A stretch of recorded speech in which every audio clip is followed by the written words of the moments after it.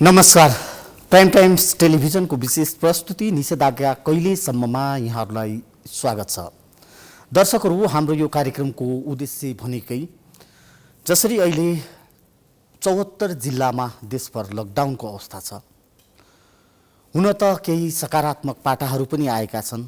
हामीले पछिल्ला स्वास्थ्य मन्त्रालयका तथ्याङ्कहरूलाई केलाउने हो भने निको हुनेको दर सङ्क्रमितको दरभन्दा पनि बढेर गएको छ भने मृत्युदर पनि केही मात्रामा घट्दै आइरहेको छ। र जसरी केही साता पहिले अक्सिजन लगायतका औषधिजन्य सामग्रीहरूको चरम अभावको अवस्था थियो, त्यो पनि बिस्तारै व्यवस्थापन हुँदै गइरहेको छ एकातिर।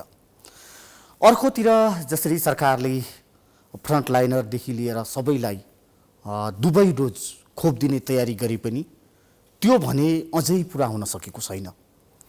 यसका विविध पाटा र पक्षहरू छन्। तथापि कोभिडको महामारीले मुलुकको समग्र अर्थतन्त्रदेखि लिएर सबै क्षेत्रलाई एक खालको विकराल अवस्थातिर धकेलि नै रहेको छ। तथापि हामी यहाँहरूलाई भन्न चाहन्छौँ, कृपया सुरक्षित बस्नुहोस्, सचेत रहनुहोस्, बिना काम घर बाहिर ननिस्कनुहोस् र सरकारले जुन जारी गरेका सुरक्षा मापदण्डहरू छन् तिनको अनुगमन गरेर हामी बस्यौँ भने पक्कै पनि यो कोभिड महामारी विरुद्धको लडाईँ हामीले सहजै रूपमा जित्न सक्छौँ। र दर्शकहरू, हाम्रो कार्यक्रमको उद्देश्य पनि यहाँहरूलाई जानकारी छ नै। हामीले बढीभन्दा बढी दर्शकहरूका जिज्ञासा, सल्लाह, सुझावहरू कार्यक्रम मार्फत सम्बन्धित विज्ञ चिकित्सकसँग यहाँहरूका जिज्ञासाहरू समाधान गर्ने जमर्को गर्नेछौँ। यही क्रममा आजको बसाइमा हामीसँग हुनुहुन्छ अल्का हस्पिटलका covid dedicate person doctor Raksha Gautam. यहाँलाई स्वागत छ डाक्टर साहब। Thank you so much. यो मैले अघि पनि भने अहिलेको अवस्था के छ कोभिडको, विशेष गरी जुन रूपमा अब केही घटेको पनि देखिन्छ, मृत्युदर पनि केही घटेको छ, यो बारेमा बताइदिनु। यो कोभिडको जब हामीले यहाँ वैशाख 16 गतेदेखि लकडाउन सुरु भयो, त्यो लकडाउन सुरु हुनुभन्दा एक साता अगाडिदेखि नै हामीलाई चाहिँ नि ओपिडीदेखि इमर्जेन्सीदेखि वार्ड सबैतिर कोभिडको बिरामीको चाप बढेर धेरै नै समस्या परेको। लकडाउन सुरु हुँदै पनि अन्य ओपिडीहरू चाहिँ नि हजुरको कम्ता भए पनि हाम्रो चाहिँ नि यो मेडिसिन, इन्टरनल मेडिसिनको ओपिडी तथा यो इमर्जेन्सी डिपार्टमेन्ट अनि त्यसपछि इनपेसेन्टहरू चाहिँ नि धेरै नै मारामार थियो। बिहान 8 बजेदेखिको ओपिडी डिपार्टमेन्ट सुरु हुन्थ्यो मेरो, दिउँसो 2 बजेसम्म पानी खाने फुर्सद पनि पाइएन थियो। त्यस्तो धेरै चाप बढेको थियो र बिरामीहरू धेरै कोलाहालमा होइन आत्तिएर आउनुहुन्थ्यो। अब अहिले चाहिँ कस्तो छ भने पहिलेको कोभिडमा चाहिँ नि 1-2 जना फ्याटोफुट्टो आउने, परिवारको एउटा सदस्य इन्फेक्ट भएर आउने, अहिले चाहिँ पुरै परिवारै लिएर आउनुहुन्थ्यो कि आमा बुवा छोराछोरी हुँदा अब हामी फिजिसियनकोमा बच्चा पनि लिएर आउनुहुन्थ्यो कि आत्तिएर कहाँ जाने के गर्ने, अब सबैजना पोजिटिभ भयौँ भनेर। धेरै यस्तो हेर्दाखेरि चाहिँ यसपालिको कोभिड भाइरस चाहिँ अझै धेरै एकदमै फैलेको हो कि चाँडो एउटै फ्यामिली मेम्बरलाई भयो भने तल बस्ने, अब जस्तो रेन्टमा बस्ने मान्छेलाई भएको छ भने माथि घरपेटीलाई पनि भएको, त्यस्तोहरू समेत हुन्छ नि, ग्रुपमा आउनुभयो, ह्यान्डल गर्नै नसकिने थियो कि। अब तीमध्ये कोही त माइल्ड भएर निको भएर जानुभयो कि कोही चाहिँ अब त्यही घरको अब अलिकति वृद्ध सदस्य बच्चाबच्चीहरू चाहिँ अलिकति सिकिस्त भएको हामीले पायौँ। अनि सिकिस्त हुने पेसेन्टहरूमा चाहिँ नि यसपालि वृद्ध मात्रै नभनौँ, यसपालि त 40 देखि 55 उमेरका हुन्छ नि हाम्रो भर्खरको बिरामीहरू पनि धेरै भेट्यौँ कि हामीले। उहाँहरू चाहिँ नि एकदम थेकेर बस्ने कि धेरै गाह्रो नभइकन हस्पिटल नआइदिने हुने, अनि मलाई ठिकै छ भनेर बस्ने। अब साइलेन्ट निमोनियाहरू भएर चाहिँ नि आउँदाखेरि चाहिँ नि एकदमै अप्ठ्यारो अवस्था पुगिसकेको हामीले भेट्यौँ।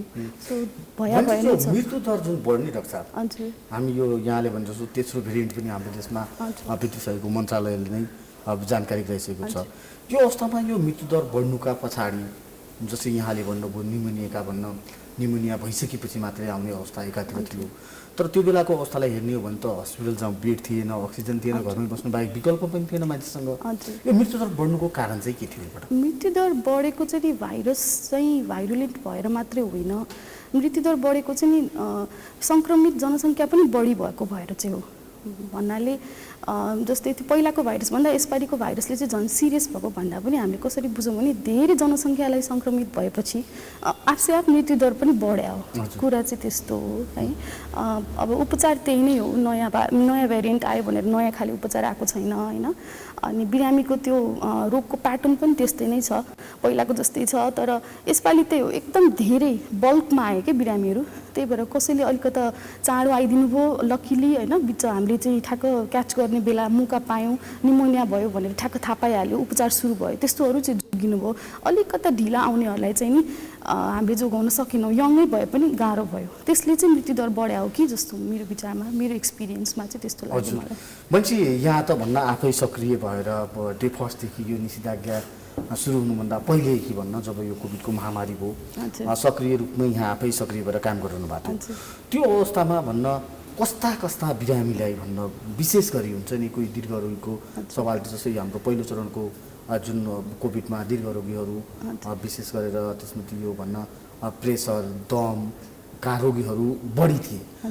तथापि यो दोस्रो भेरिएन्ट हेर्ने हो भने हाम्रै सहकर्मीहरू पनि हामीले केही गुमाएका छौँ जो एकदम भनौँ न भर्खरको उमेरका या भनेपछि यो जस्तो फरक देख्यौँ नि हामीले, यहाँको अनुभव कस्तो रह्यो? मेरो अनुभवमा पनि त्यही मैले अघि पनि भने कस्तो हुँदो रहेछ भने हाम्रो एउटा यङ जेनेरेसन भनौँ कि अब अलिकता वृद्ध 65 भन्दा माथिको बिरामीहरू चाहिँ पहिलेको पालीमा अलिक धेरै एफेक्टेड हुनुभएको थिए।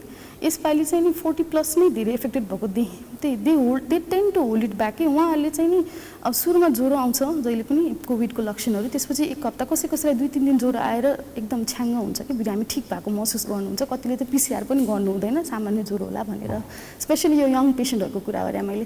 त्यसपछि दोस्रो हप्तामा गएपछि खोकी लाग्न थाल्ने होइन, फेरि ज्वरो आउने अनि कमजोर हुने, खान मन नलाग्ने, सास फेर्न गाह्रो भएको चाहिँ एकदम कमले भन्नुभयो कि उहाँले थाहै पाइराख्नु भएको छैन। ओपिडीमा आउनुहुन्थ्यो, अक्सिजन हामीले नाच्दाखेरि 45-46 पुगिसकेकोमा मजाले बसिरहनु भएको छ, मलाई केही भएको छैन डाक्टर साहब, मलाई भर्ना आउनु पर्दैन, औषधि लेखिदिनु। अनि मैले धेरैलाई गाली पनि गरेँ, तपाईँहरू यसै त ढिला आउने, त्यसमाथि हामीले भनेको पनि अब हुन्छ नि तपाईँहरू मोडरेट सिभियर भइसक्यो मान्छेलाई कसरी मैले घर पठाउने भनेर जिद्दी गरेर भर्ना गर्नुपर्ने अवस्था कि म सक्छु बरु मलाई औषधि दिनु। त्यो अलिकता यो यङ ग्रुपमा पर्ने बिरामीहरू यो 35-45 to 55 भनौँ 35 to 55 को मान्छेहरूले चाहिँ अलिक बढी हामी चाहिँ सक्छौँ यसलाई चाहिँ यो हुन्छ नि सक्छु भन्ने एउटा फिलिङ आयो कि उहाँलाई, सकिँदैन, सकिने भए त यत्रो मृत्युदर बढ्दैन थियो नि है। त्यही उहाँहरूको आत्मबल बढे पनि रोगसँग लड्ने क्षमता रोगले कमजोर पारेका कारणले यो अवस्था सिर्जना हो भन्ने हाम्रो यङ पेसेन्टहरूमा चाहिँ त्यस्तो देखियो। अनि उहाँहरू आउँदासम्म चाहिँ म्याक्सिममको चाहिँ कस्तो देखिन्छ भने 80-90% चेस्ट चाहिँ पुरै इन्फेक्सन भइसकेको। अब 80-90% चेस्ट इन्फेक्सन हुँदा पनि उहाँहरूको अक्सिजन सेचुरेसन 45-50-55 यस्तो रेन्जमा। अब हामीले के भन्छौँ 90 भन्दा तल झर्ने बित्तिकै भर्ना हुनुपर्ने अवस्था है, उहाँहरू त्यतिन्जेलसम्म घरै बस्नु हो कि त्यो एउटा हुन्छ नि बिरामीहरूले एकदम गल्ती गरिराख्नु भएको छ कि त्यो एउटा सानो पल्स अक्सिमिटरको माध्यमबाट जाँचेर हेरौँ होइन, त्यस्तो हेलचिक्राइ नगरौँ। अब स्वास्थ्य पो ठुलो कुरो, ज्यान पो ठुलो कुरो त होइन, बरु 2 हप्ता अस्पताल बसेर खर्च बेहोर्नु नै ठिक हुन्छ जस्तो लाग्यो। अलि हेजिटेट गरिरहनु भएको छ, अझै पनि छ त्यो हेजिटेसन चाहिँ।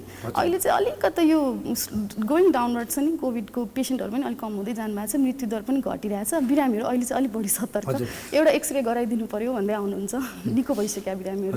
भन्छ डाक्टर साहब यो कोभिडका कारणले गर्दा सरकारले लगभग देशैभरका ठुला र राम्रा अधिकांश हस्पिटललाई कोभिड अस्पतालका रूपमा रूपान्तरण गरिसकेपछि नन कोभिडका भन्न बिरामीहरूको मृत्युदर बढेको तथ्याङ्क बाहिर आइरहेछ नि, यो के हो? यो त्यस्तो त अब यस्तो छ अहिले कोभिड, अहिले त जो पनि बिरामी कोभिडै छन् कि, नन कोभिड त मैले एकदम थोरै हुन्छ नि। अब 50 जना कोभिडका बिरामी भर्ना भएको छन् नि 2 जना हुन्छन्, त्यो पनि अब पहिलेदेखि हेरिरहेको दमको बिरामीहरू, निमोनिया भएर जुन चाहिँ कोभिड होइन, अथवा हुन्छ नि टाइफोइडका बिरामीहरू जुन चाहिँ घरमा उपचार गरेर निको नभएका यस्ताहरू छन्। मृत्युदर बढी भएको त्यस्तो अब हुँदा त अब कोभिडको बिरामीहरूलाई हामीले प्राथमिकता दिएर भेन्टिलेटर सबै अकुपाइड छ, केही गरी नन कोभिड बिरामीलाई चाहियो भने चाहिँ अलिकति हुन्छ नि छैन। अब त्यो दुइटै पर्नुहुन्छ कि, कोभिड नन कोभिड दुइटै पर्नुहुन्छ। अन्त धेरै जस्तो अब इक्विपमेन्ट जनशक्ति सबै नै यता कोभिडतिर हामीहरू लागि पर्या भएर अलिकता नेग्लिजेन्स हुनसक्छ थोरै केही हदसम्म, तर वी ट्राई त्यो नहोस् भनेर हामीले कोभिड नन कोभिड भनेर छुट्याएकै छौँ, स्टाफ पनि छुट्याएको छौँ, इक्विपमेन्ट पनि छुट्याएको छौँ, सो द्याट नन कोभिड पनि सिरियस पेसेन्टलाई पनि उत्तिकै महत्त्व दिन पाओस् भनेर। छ नि डाक्टर साहब, यो पहिलो चरणको तुलनामा दोस्रो चरणमा कम्पिटेटिभली स्वास्थ्यकर्मी, चिकित्सकहरू, कर्मचारीहरू उहाँहरूमा त्यति धेरै सङ्क्रमण देखिएन होइन। सङ्क्रमण देखिए पनि उहाँहरूले सामान्य रूपमै आएर औषधि गरेर दृश्यहरू पनि हामीले देख्यौँ। काठमाडौँ मात्रै नेपाल होइन, समग्र हामी देशको कुरा गर्दैछौँ। जस्तै भेरीकै सन्दर्भमा कुरा गर्ने हो भने त्यहाँ 2-3 जना चिकित्सक आफै बिरामी भएर पनि कन्टिन्यू रूपमा उहाँहरू सेवामा खटाउनु भएको। यसको पछाडि के खोपको प्रभावकारिता भनेर हामीले भन्न सक्छौँ? प्रभावकारिता कम भएको होइन, खोपको प्रभावकारिताका कारणले यो अवस्था आएको भनेर हामीले सहजै भन्न सक्छौँ। यो अवस्था भन्नाले जुन चिकित्सकहरू सङ्क्रमित एकदमै कम भए, उहाँहरू निरन्तर रूपमा काम गर्न पाए हो नि। अवश्य पनि हो। यो दोस्रो डोज खोप लगाएपछि मलाई आफैलाई पनि एउटा एक किसिमको आत्मबल जस्तो कि पहिलो पालि कोभिड आउँदाखेरि धेरै डर लागेको थियो है। सानो बच्चा छ, घरमा बुढाबुढी हुनुहुन्छ, फर्केर आउनुपर्छ। पहिलो डोज लगाएपछि अलिकति आत्मबल बढ्यो।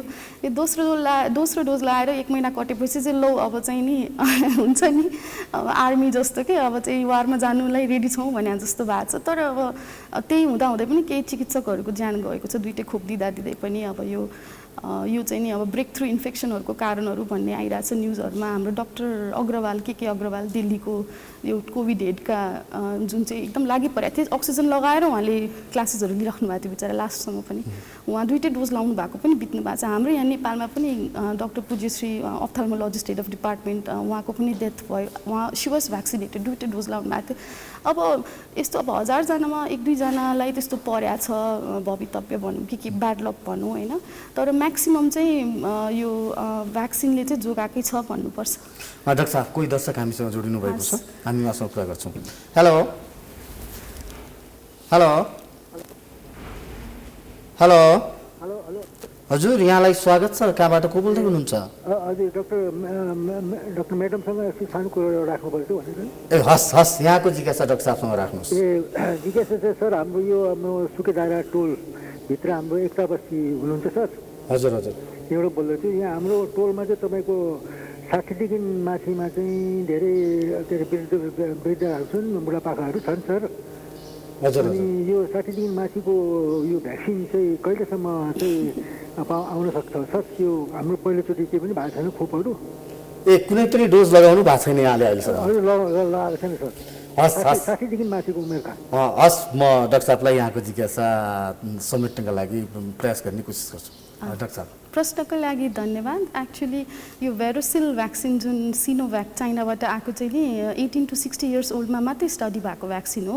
त्यही भएर चाहिँ अहिले चाहिँ नि यो 60+ हुनेलाई अलिकता मर्का परेको छ, किनभने कोभिडसिल्ड चाहिँ पहिला 65 भन्दा माथिलाई दियो होइन।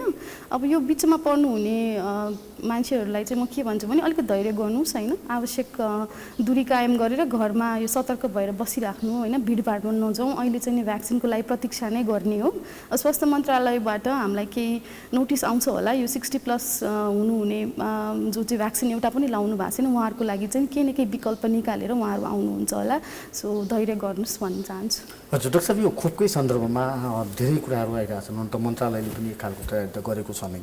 तथापि यो क्रस जुन भ्याक्सिन छ नि, कोभिडसिल्ड नपाइने अवस्था भनेर सिरम इन्स्टिट्युट अफ इन्डियाले जसरी स्पष्ट रूपमा भनिसकेको छ, उसले WHO-लाई नि भनिसक्यो, हामीलाई नि भनिसक्यो। जबकि हामीले 10 लाख डोज अलरेडी पैसा तिरेर किनिसक्यो, त्यही पनि खोप आएको छैन। किनकि उसको देशमा विकराल रूपमा फैलिसकेपछि पहिलो प्राथमिकता मलाई मेरो देशको नागरिक बचाउनु भएको हुनाले म अहिले दिन सक्दैन भनिरहेको अवस्थामा यो क्रस भ्याक्सिनलाई कसरी हेर्नु होला? किनकि यहाँ त यही शिक्षासम्म काम गर्नु भएको छ। जस्तै अन्य रोगहरूमा क्रस भ्याक्सिनेसन गर्न मिल्छ या मिल्दैन, अनि कोभिडको हकमा चाहिँ के हुन्छ डाक्टर साहब? क्रस भ्याक्सिनेसन गर्न मिल्छ भनेर त अहिलेसम्म भ्याक्सिन कम्पनीले नै जसले बनाइरहेछ नि उनीहरूले नै भनेको छैनन् कि। त्यो स्टडी नै नभएको कुरो, त्यो गरेर हेर्नु त्यो प्र्याक्टिकल हुँदैन होइन। जस्तै कोभिडसिल्ड पहिलो डोज लाउने जसले दोस्रो डोज लाउनु पाउनु भएन उहाँहरूले भेरोसिल लाउनु मिल्दैन, पटक्कै पनि मिल्दैन, गर्दा पनि नगर्नु है। बरु भेरोसिल अथवा कोभिडसिल्ड पहिलो डोज लाएर दोस्रो डोज लाउनु पाउनु भएको छैन भने प्रतीक्षै गर्नुहोस् होइन। त्यो एउटा टाइम पिरियडभित्रमा ल्याउँछ होला सायद, त्यस्तो गर्दैन। त्यो तपाईँहरूलाई फेरि पहिलो भ्याक्सिन लाएर एउटा भनेको छ नि त यति महिनाभित्रमा दोस्रो भ्याक्सिन लाउनुपर्छ भनेर एउटा तोक्यो सुरुमा, त्यो उनीहरूले एउटा टेन्टेटिभ बनाएको हो कि। अलिकति पर सरेर चाहिँ नि गाह्रो, वर सऱ्यो भने चाहिँ पहिलो डोज लाएर अलिक अगाडि पनि लाउनु भयो भने त्यसको चाहिँ बेफाइदा हुनसक्छ, तर पर गएर चाहिँ बेफाइदा हुँदैन। त्यही भएर मान्छे प्रभावकारितामा कुनै कमी आउँदैन भन्न खोज्नु भयो। प्रभावकारितामा कमी आउँदैन, प्लस अर्को भ्याक्सिन चाहिँ लाउनु मिल्दैन। यो अल्टरनेटिभ जस्तै पहिलो एउटा भ्याक्सिन एउटा कम्पनीको अनि दोस्रो डोज चाहिँ अर्को कम्पनीको लाउनु मिल्दैन, कुनै पनि रोगमा हो त्यस्तै हो। नगर्दा राम्रो, केमिकल फरक हुन्छ, भ्याक्सिनको बनावट फरक हुन्छ। अब कोभिड भनेको mRNA हो, यो कोभिड सिल्ड जुन हामीले सुरुमा इन्डियाबाट आयो। भेरोसिल सिनोभ्याक भनेको इनएक्टिभेटेड SARS-CoV-2 भाइरस हो, भाइरसलाई नै इनएक्टिभ गरेको। कोभिड सिल्डमा चाहिँ नि उसको यो एडिनो भाइरस चिपमङ्कबाट ल्याएको। सो दुईटाको त्यो बनावटै फरक छ, त्यो दुईटा मिसाउने त कुरै भएन, बरु प्रतीक्षा गर्नु नै बेटर होला। डाक्टर साहब, यहाँले प्रसङ्ग उठाएको भेरोसिलको सन्दर्भमा मैले अस्ति अलिकति अध्ययन गर्दाखेरि केही तथ्याङ्क भेटाएको थिएँ। यो चाहिँ सासका लागि प्रयोग गर्नलाई सन् 2016मै तयार पारिएको खोप रहेछ होइन? अहिले आपतकालीन प्रयोगका लागि दिइयो, किनकि तपाईँ हामीले सामान्य रूपमा हेर्ने हो भने दादुरा रुबेलादेखि लिएर जति पनि खोप छन् ती दशकौँ अध्ययन अनुसन्धानपछि बल्ल परीक्षण सफल भएर प्रयोगमा ल्याइएका हुन्। यो आपतकालीन अवस्थामा दिइएका खोप केवल भन्न केही समय निराकरणका लागि हुन् या दीर्घकालीनसम्म यिनले प्रभाव पार्छ? कुनै पनि भ्याक्सिनको प्रभाव दीर्घकालीनै हुन्छ, त्यस्तो हुँदैन। SARS-CoV-2 भने यो कोरोना भाइरस पनि पहिला हाम्रो यो मर्स भनेर आएको थियो पहिला 2002मा SARS-को जुन ब्रेकआउट भयो तिनीहरूलाई लक्षित गरिएर कोरोना परिवारका भाइरसहरूलाई लक्षित गरेर बनाइएको हो नि त होइन? त्यही भएर पहिल्यै बनाएको 2016मै बनाएको भए पनि अहिलेको SARS-CoV-2लाई इनएक्टिभेट गरेर फेरि अलिकता जेनेटिक इन्जिनियरिङको माध्यमबाट चाहिँ यो नयाँ सिनोभ्याक कम्पनीले चाहिँ भेरोसिल बनाएको हो। सो अवश्य पनि प्रभावकारी हुन्छ, त्यसमा केही पनि छैन। भनेपछि यहाँले जसरी जुन खोप लगाउनु भयो त्यही खोप लगाउनुहोस्, क्रस भ्याक्सिनेसन नगर्नुहोस्, तर त्यो आउँदै आएन भने के गर्नु डाक्टर साहब? यहाँ त अघि यहाँले जिज्ञासा सुन्नुभयो नि, हाम्रो त एउटा समूहगत रूपमा लगाइयो किनकि हामीसँग कमी थियो होइन? हाम्रो जनसङ्ख्यामा केवल 1.2% मात्र अहिलेसम्म दोस्रो डोज खोप लगाएको जनसङ्ख्या पर्छ। यो अवस्थामा भनौँ न, जसै छिमेकी मुलुक भारतबाट विशेष गरी यो समस्या सिर्जना गरेको कोभिसिल्डले, किनकि भेरोसिलले त भोलि मात्रै पनि 10 लाख डोज राष्ट्रपति दुई देशका राष्ट्रपतिको संवादपछि भोलि मात्रै थप 10 लाख भेरोसिल डोज खोप लिन हाम्रो जहाज जाँदैछ।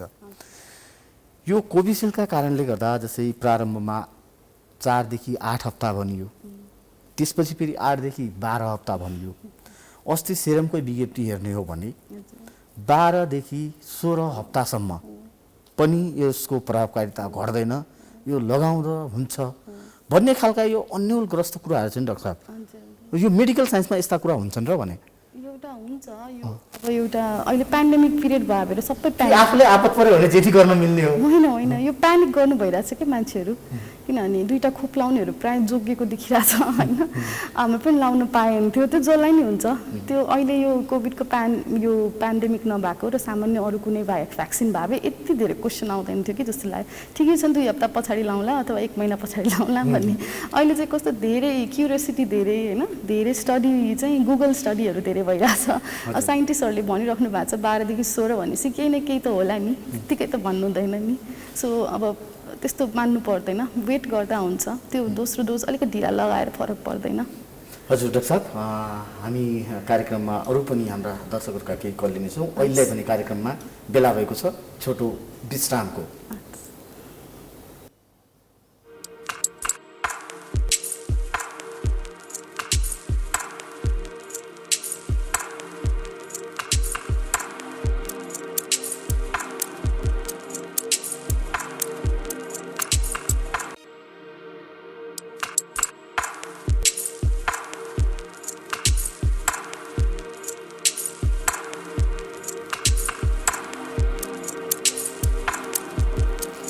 विश्रामपछि स्वागत छ दर्शकहरू। यहाँहरूसँग पनि कोभिड सम्बन्धी कुनै जिज्ञासा सल्लाह सुझावहरू छन् भने हामीसँग डाक्टर रक्षा गौतम हुनुहुन्छ। यहाँले उहाँसँग आफ्ना जिज्ञासा प्रत्यक्ष रूपमा राख्न सक्नुहुन्छ। डाक्टर साहब, हामी अघि यो प्रसङ्ग जोडिरहेको थियौँ, तेस्रो भेरिएन्ट आइसकेपछि समुदाय स्तरमै फैलियो र यो पछिल्लो 1-2 दिनको तथ्याङ्कलाई हेर्ने हो भने अब कोरोना सहर छोडेर गाउँ छिर्यो। डाक्टर साहब, अब के होला? अब झन् भयावह अवस्था सहरमा हुँदा त कमसेकम हस्पिटल होइन अब स्वास्थ्य संस्थाहरू नजिक छन् इजी एक्सेस भनौँ न डक्टरहरू भन्ने बित्तिकै अभाइलेबल छन् तपाईँको आवश्यक परेमा भेन्टिलेटर आइसियुको निड बिरामीलाई चाहिँ नि घरबाट अस्पताल पुर्याउँदा चाहिँ ढिला नहोला यहाँ काठमाडौँमा भयो गाउँबाट ल्याउँदा त गाह्रो होला यहाँ अब निषेधाज्ञा सुरु भएपछि सबै जानुभयो गाउँ गाउँ लिएर जानुभयो भाइरस जस्तो लाग्छ क्या मलाई अब यो होइन डाक्टर साहबले हिजो अस्तिको तथ्याङ्क मात्रै हेर्ने हो भने बढिरहेको छ मैले अघि प्रारम्भमै भने 74 जिल्ला त लकडाउनमै छ निषेधाज्ञा नै छ हजुर तथापि जसरी भनौँ न ग्रामीण भेगतिर हिजो गोर्खाको लारपाक बारपाक होस् या यता पश्चिमाञ्चल कास्कीका केही ग्रामीण भेग हुन् त्यसै गरी उता सिन्धुलीका ग्रामीण भेग हुन् एउटै बस्तीमा 100 जनाको पिसिआर टेस्ट गरेकोमा 72-75 जना सङ्क्रमित भेटिएका छन् यो अवस्थामा यहाँले भने जसो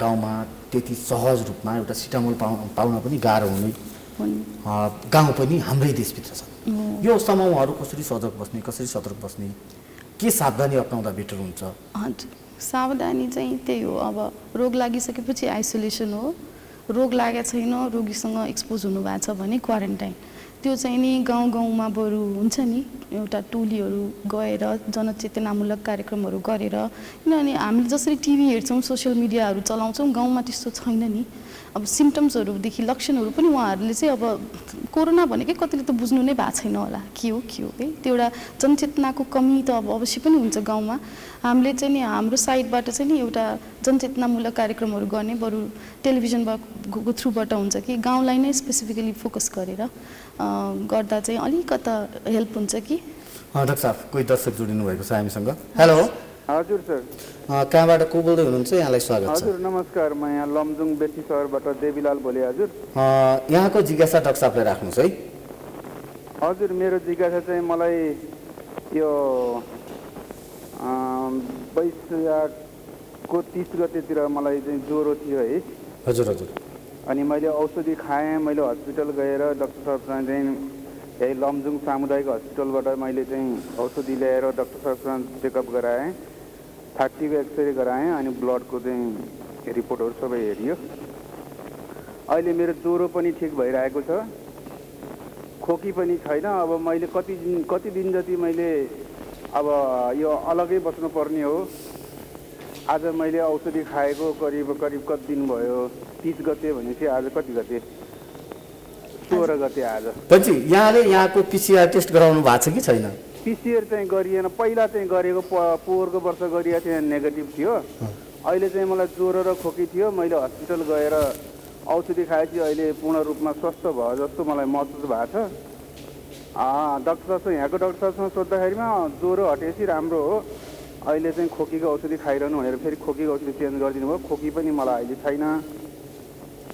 ज्वरो पनि छैन अब म कति दिनसम्म म यो परिवारसँग अलग बस्नुपर्ने हो केही सुझाव पाउँछु कि भनेर सर हस् धन्यवाद प्रश्नको लागि धन्यवाद अब वैशाख 30 गते ज्वरो आएको भनेपछि त अहिले आज 16-17 गते भनेपछि त उहाँ त त्यो आइसोलेसनमा बस्नुपर्ने जुन 9 देखि 10 दिन हो लक्षण फेरि उहाँको ज्वरो पनि छैन खोकी पनि छैन भनेपछि त उहाँ त एकदम सुरक्षित हुनुहुन्छ उहाँबाट चाहिँ नि उहाँको परिवारमा सर्दैन कोरोना अनि पिसिआर दोहोऱ्याएर अथवा गर्नु नै भएको छैन भने पनि गरेर हेर्न जरुरी छैन सो ढुक्कसँग यसो छ नि त डाक्टर साहब उहाँमा पो भएन उहाँको परिवारमा भएको त उहाँलाई सर्न सक्ला नि त अब त्यो चाहिँ नि अलिकति विचार गर्ने क्वारेन्टाइन तर उहाँहरू पनि त अलग्गै बस्नु भएको छ नि अहिलेसम्म यदि उहाँबाट सर्ने रहेछ भने त उहाँहरू पनि एउटा क्वारेन्टाइन फेजबाट त क्रस गरिसक्नुभयो सो घरमा अरू कसैलाई लक्षण छैन आएको तपाईँको जस्तो भने चाहिँ तपाईँहरू बस्न मिल्छ सँगै 14 दिन पनि क्रस भइसक्यो हात औँलाले गन्दाखेरि प्लस हाम्रो चाहिँ नि के भनिरहेछ नि अहिले डब्लुएचओले रोग लागेको दिन जुन दिन लक्षण सुरु भयो त्यो दिनदेखि 9 दिन पछाडि चाहिँ भाइरस चाहिँ निष्क्रिय भएर जान्छ यो चाहिँ अरूमा सर्दैन 3 महिनासम्म पनि पिसिआर गर्दा चाहिँ पोजिटिभ देखाउन सक्छ तर त्यसको मतलब चाहिँ तपाईँबाट अरूमा सर्छ भन्ने होइन 9 दिन 10 दिन पछाडि सर्दैन भनेर क्लियरली भनेको छ है त्यही भएर अहिले एकदम कन्फ्युजन छ यो कुरा मलाई धेरैले सोध्नुहुन्छ ओपिडीमा पनि अब मेरो 10 दिन भयो मलाई ज्वरो छैन रुगाखुगी छैन म पिसिआर गर्छु डाक्टर भनेर हुन्छ हामीले चाहिँ खास दिँदैनौँ गर्नलाई पिसिआर अनि उहाँहरूलाई चाहिँ हामीले मिसेर बस्नु मिल्छ भन्ने सुझाव दिन्छौँ डाक्टर साहब यही प्रश्नमा मैले जोड्न चाहेको अहिले पनि यहाँले भने जसो 10 दिन आइसोलेसनमा बसे या हस्पिटलमै बसेर निको भएर घर गएको 2-3 दिनपछि जो बिरामी श्वास फेर्न गाह्रो भएर फर्किनु भएको छ धेरै जसो उहाँहरूको डेथ भएको हामीले पाएका छौँ धेरै जसोको हकमा।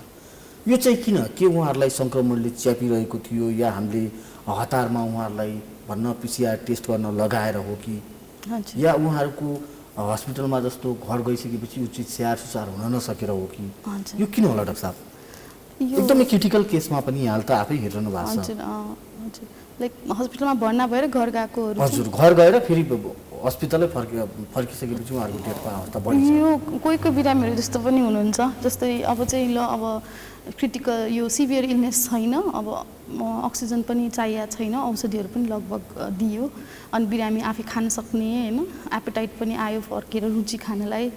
अनि त्यस्तो बिरामीहरू चाहिँ कोही कोही है एकदम रेयरली अनलक्की भनौँ कि घर गएर चाहिँ नि फेरि कोभिड होइन कि त्योभन्दा बाहेकका निमोनियाहरू भएर फर्केर आउनु भएको देख्छौँ। अब त्यो कोभिडै फेरि भएको भन्न चाहिँ मिल्दैन। पोस्ट कोभिड सिन्ड्रोम पनि भन्छ कतिजनालाई अलिक डिले हुने, कसैलाई चाहिँ कोभिड निको भएर अर्को खाले निमोनिया भएको ब्याक्टेरियल निमोनिया भाइरल होइन ब्याक्टेरियाले चाहिँ इम्युनो सप्रेसन कोभिड लाग्नु पनि एक किसिमको इम्युनो कम्प्रोमाइज स्टेट भनौँ रोग प्रतिरोधात्मक क्षमता चाहिँ कम भएको भनिन्छ नि त। त्यस्तो बिरामीमा चाहिँ अर्को ब्याक्टेरियाले अट्याक गरेर फेरि निमोनिया भएर आएको केसेस पाउँछौँ। अब त्यसमा अब धेरै कुरो छ, जेनेटिक कुरो छ, मल्टिपल फ्याक्टरहरू छन्, एउटै कुरालाई मात्रै। डाक्टर साहब हामी यो प्रसङ्ग जोड्नेछौँ, फेरि पनि कोही दर्शक आइसक्नु भएको छ। हेलो हेलो हेलो हजुर कहाँबाट को बोल्दै हुनुहुन्छ? म त पोखराबाट हो, यो काठमाडौँ होइन प्राइम टिभी हो यहाँको जिज्ञासा डाक्टर साहबलाई राख्नुहोस् है। डाक्टर रक्षा गौतम हुनुहुन्छ हामीसँग, यहाँको जिज्ञासा के छ सिधै राख्नुहोस् डाक्टर साहब। हेलो हेलो हजुर हजुर तपाईँको प्रश्न राख्नुहोस्। को डाक्टर साहब हो? हजुर हो। ए म यहाँ पोखराबाट हो। हजुर हामीलाई पनि हाम्रो बुढाबुढी मात्रै छौँ घरमा। हजुर अनि हामी दुईटालाई नै चाहिँ त्यस्तो लक्षण देखा पर्यो जेठको 16-17 गते 16-17 हजुर हजुर। अनि त्यसपछि के अरे त्यस्तो एकदम ज्वरो आउने, टाउको दुख्ने, अनि चाहिँ बास्ना पत्तै नचल्ने, अनि के अरे खानाको स्वादै नलाग्ने। वैशाख 16-17 या जेठको 16-17? वैशाख 16-17मा हुनुपर्छ। वैशाख 16-17 हजुर यहाँले जेठ भन्नुभयो, त्यही त जेठको 16 त भर्खर हुँदैछ। अनि त्यसपछि चाहिँ त्यो त्यस्तो भयो। अनि हामी दुईजनालाई भयो, तर मेरो श्रीमतीले त भ्याक्सिन लगाउनु भएको थियो। हजुर अनि त्यो भ्याक्सिन दुईटै भ्याक्सिन लगाउनु भएको थियो। उनलाई चाहिँ त्यस्तो सिम्टम देखिए पनि खास च्यापेन, मलाई एकदम च्याप्यो अनि डेसेन्ट्री पनि हुने। हजुर अनि अहिले हामी दुईटालाई एकदम क्लियर छ। अनि अब के हेलो हजुर भन्नु सुनिरहेको छु। अनि अब हामी के सुरक्षित गर्नुपर्छ? हामी त त्यहाँ एकजना नर्सिङ एसिस्टेन्ट हुनुहुन्थ्यो हामीले चिनेको। तपाईँहरू अब बाहिर आए पनि हुन्छ, केही फरक पर्दैन, 1 महिना हुन लाग्यो, अब केही फरक पर्दैन भनेर भन्नुभएको थियो कि। हस् धन्यवाद। प्रश्नको लागि धन्यवाद। अब वैशाख 16 गते भएको भनेपछि त निकै भयो, 1 महिना भइसक्यो। अब त नि सामान्य जनजीवनमा लाइक सामान्य जीवन उहाँहरूले चाहिँ जीवनयापन गर्न मिल्छ, त्यस्तो स्पेसिफिक क्वारेन्टाइन आइसोलेसनमा बस्नु जरुरी छैन। झन् उहाँको वाइफले त भ्याक्सिन पनि लाउनु भएको रहेछ 2टै डोज, मेबी त्यही 2टा डोजको लगाएको भएर चाहिँ उहाँलाई सिभियर इन्फेक्सन नभएको हुनसक्छ है, त्यो कुरा पनि बुझिदिनु। अनि अब तपाईँले पनि आफूले पनि पछि भविष्यमा पाउनुभयो भने भ्याक्सिन लाउनु होला। डाक्टर साहब हामी कार्यक्रमको अन्त्यतिर पनि आइसकेका छौँ। मेरा केही जिज्ञासा छन्। अब यो तेस्रो भेरिएन्ट हुँदै यो कति भेरिएन्टसम्म पुग्ला यो त अनुमान गर्ने विषय नै भएन होइन, किनकि यो जुन सार्स प्रजातिबाट सुरु भएको भन्न एउटा यसको परिवारकै सदस्य जस्तो यो इन्क्रिज हुने क्रम त बढ्ला नै। तथापि जुन तेस्रो भन्न भेरिएन्ट नेपाल भित्रिसकेपछि विशेष गरी भन्न इन्डियन भेरिएन्ट भन्छौँ हामी त्यसलाई, यो सबै उमेर समूहलाई त्यही अनुपातमा फैलिने त्रास एकातिर थियो भने अर्कोतिर अहिलेसम्म यहाँले भने जस्तो जुन हाम्रो जुन समूहका लागि खोप पनि उत्पादन हुन सकेको छैन होइन डाक्टर साहब, जुन भन्न केटाकेटीको उमेर समूह छ 16 वर्ष मुनि, विश्वका कुनै पनि मुलुकले अहिलेसम्म त्यो समूहका लागि खोप पनि बनाइसकेको अवस्था छैन। चाहिँ उहाँहरू परीक्षणकै क्रममा हुनुहुन्छ, अध्ययनकै क्रममा हुनुहुन्छ। यस्तोमा केटाकेटीलाई कसरी जोगाउने मेरो जिज्ञासा। हजुर यसको समाधान हामी खोज्नेछौँ, तर कोही दर्शक जोडिसक्नु भएको छ। हेलो हेलो हजुर, यहाँलाई स्वागत छ प्राइम टेलिभिजनमा। हजुर सर। कहाँबाट को बोल्दै हुनुहुन्छ? हजुर कहाँबाट को बोल्दै हुनुहुन्छ? म नयाँ बजारबाट निरञ्जन श्रेष्ठ है। निरञ्जन सर, यहाँको जिज्ञासा डाक्टर साहबलाई राख्नुहोस् है। हेलो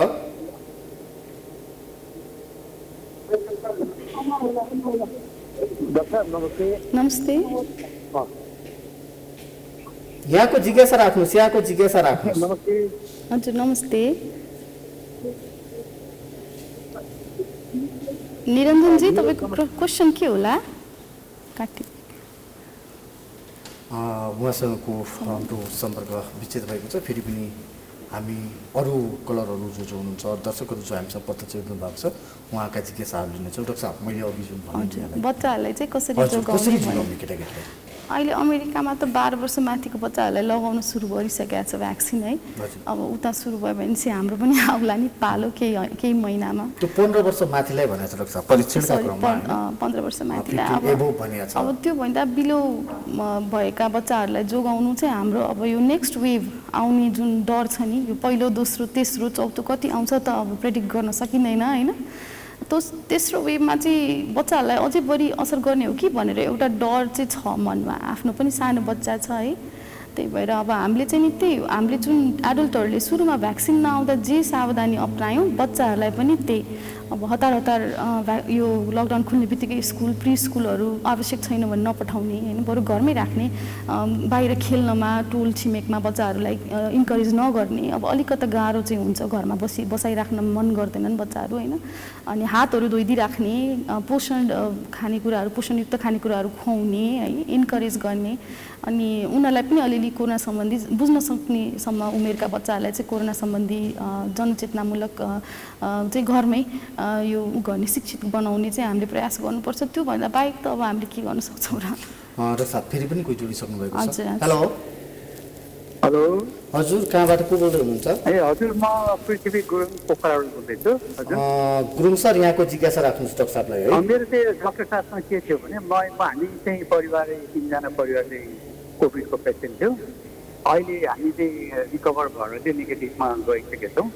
अब यो भ्याक्सिनको यो प्रोग्राम आयो भने हामीले यो भ्याक्सिन चाहिँ हामीले अब चाहिँ मेरो छोरा 20 वर्षको छ, मेरो वाइफ चाहिँ 45 को छ, म चाहिँ 59 को छु। कोले कुन समयमा यसरी लाउनु हुन्छ भनेर डाक्टर साहबसँग जिज्ञासा राखौँ भनेर। हजुर, तपाईँहरू कहिले सङ्क्रमित हुनुभएको थियो पृथ्वीजी? सङ्क्रमित भएको म 11 तारिकमा छ, 11 तारिकमा।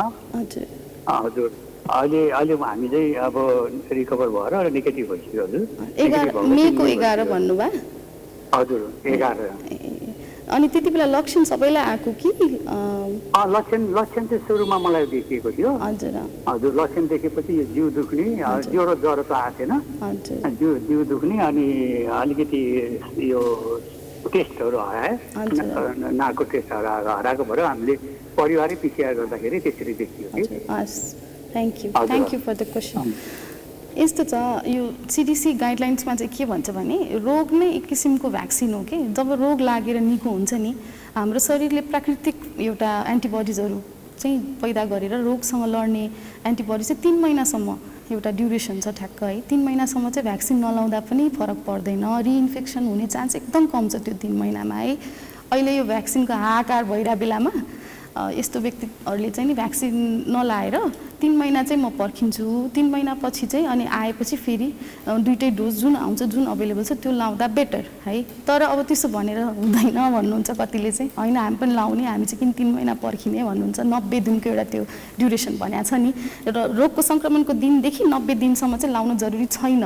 र आफै एउटा प्राकृतिक एन्टिबडी छ, तर होइन अब एउटा पिरियड चाहनुहुन्छ तपाईँहरूले चाहिँ यतिमा चाहिँ लाउँदा सेफ छ है त, लाउँदा हुन्छ भनेर सुन्न चाहनु भएको हो भने चाहिँ इन्फेक्सनको दिनदेखि गनेर 4 हप्तालाई चाहिँ एउटा विन्डो पिरियड राखेर 4 हप्ता पछाडि लाउन मिल्छ है कुनै पनि भ्याक्सिन लाउनु भनेपछि कुनै पनि भ्याक्सिन सङ्क्रमित भएको 4 हप्तापछि लाउनु मिल्छ। तर अहिले यो हाहाकार भइरहेको बेलामा गभर्मेन्टले पनि अनि सिडिसीले नि के भनिरहेछ भने रोग लागेकाहरूलाई चाहिँ एउटा एक किसिमको प्रोटेक्सन आफै आयो नि त।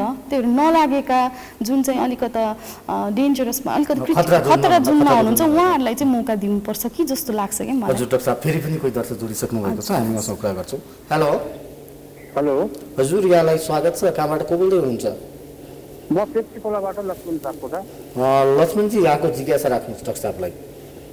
हामी तपाईँको यो अघिल्लो वैशाखको लगभग 17 गतेबाट ज्वरोहरू आउनु सुरु गरेको सिम्टमहरू देखेको होइन, अनि जिउ दुख्ने सुरु भएको र हामीले लगभग अस्ति 9 गते चाहिँ हाम्रो फेरि चेकअप गरेर दिँदाखेरि नेगेटिभ आयो। अनि हामीले पहिला चाहिँ खोप लगाइसकेका छौँ, चाइनिज खोप।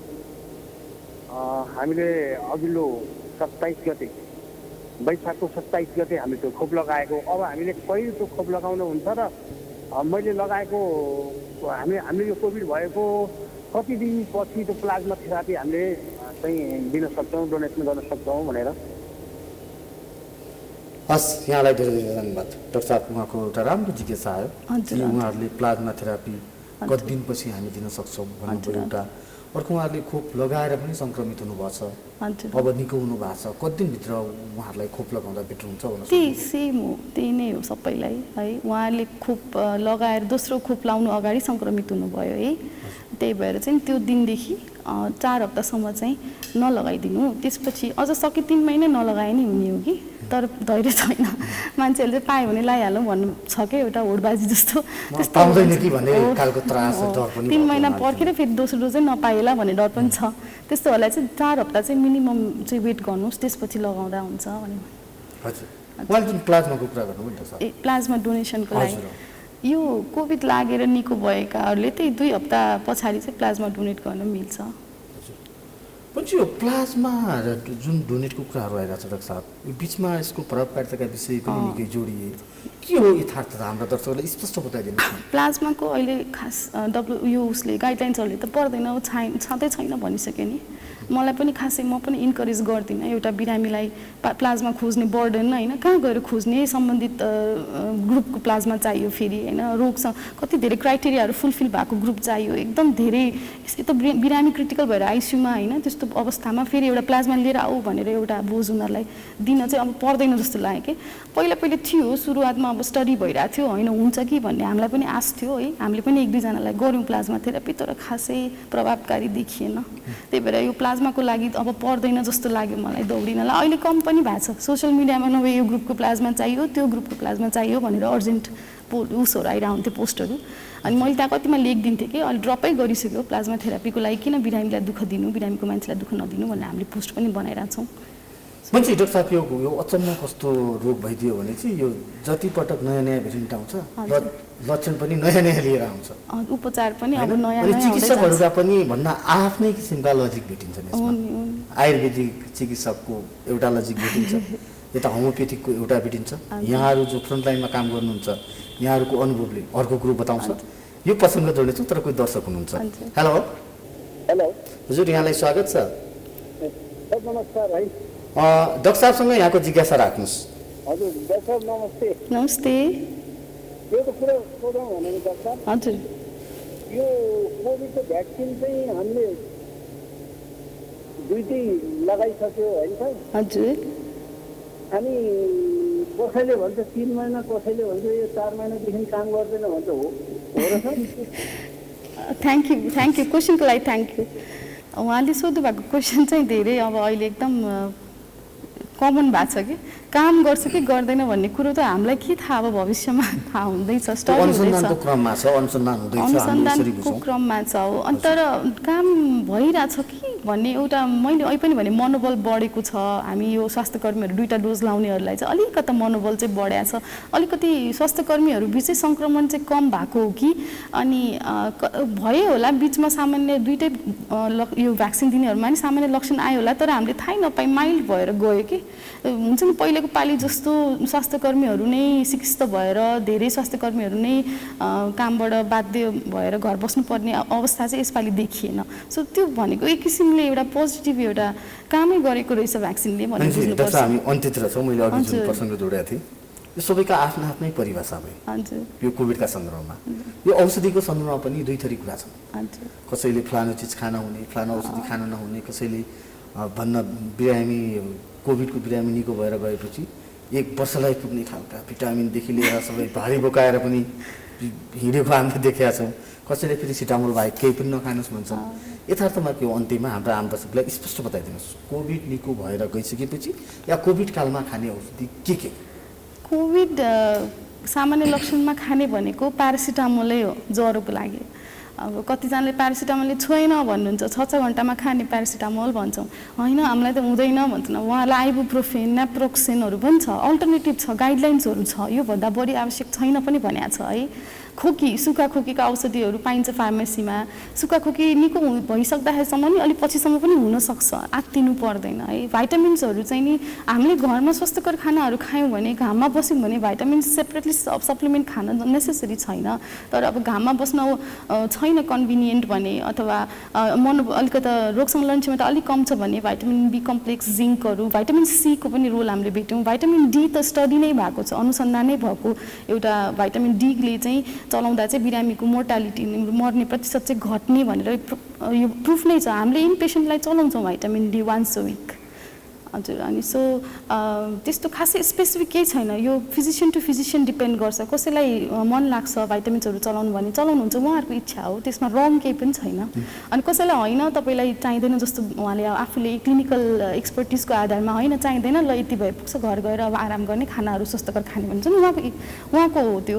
हामीले त्यसमा इन्टरफेयर गर्न मिल्दैन। स्वास्थ्यकर्मी अनुसार अथवा फिजिसियन अथवा चेस्ट फिजिसियन अथवा हुन्छ नि उहाँले उपयुक्त लाग्यो भने दिन पनि मिल्छ। त्यस्तो तर वर्ष पुग्ने गरी एक भारी चाहिँ खानु पर्दैन। हवस् त डाक्टर साहब, यहाँको अमूल्य समय, विचार र हाम्रा जिज्ञासा, हाम्रा दर्शकहरूका जिज्ञासालाई सहज रूपमा समाधान गरिदिनु भयो। हाम्रो स्टुडियोसम्म आइदिनु यहाँलाई धेरै धेरै धन्यवाद। हस्, थ्याङ्क यू सो मच। दर्शकहरू, आज हामीसँग हुनुहुन्थ्यो अल्का हस्पिटलका कोभिड डेडिकेट पर्सन डाक्टर। उहाँसँगको कुराकानी अहिलेलाई यति नै। हामी निरन्तर रूपमा तपाईँहरूलाई कोभिड सम्बन्धी विविध जानकारीसहित फेरि पनि उपस्थित हुने नै छौँ। तबसम्मका लागि म सहित सम्पूर्णलाई बिदा दिनुहोस्। नमस्कार।